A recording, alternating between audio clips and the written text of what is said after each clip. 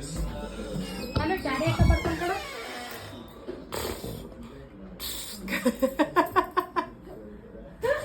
సరే డాడీ ఎట్లా పడుకుంటాడు?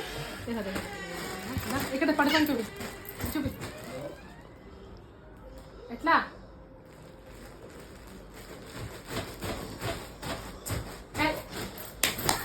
కదా డాడీ ఎట్లా ఎట్లా చూపి చూపి డాడీ ఎట్లా పట్టు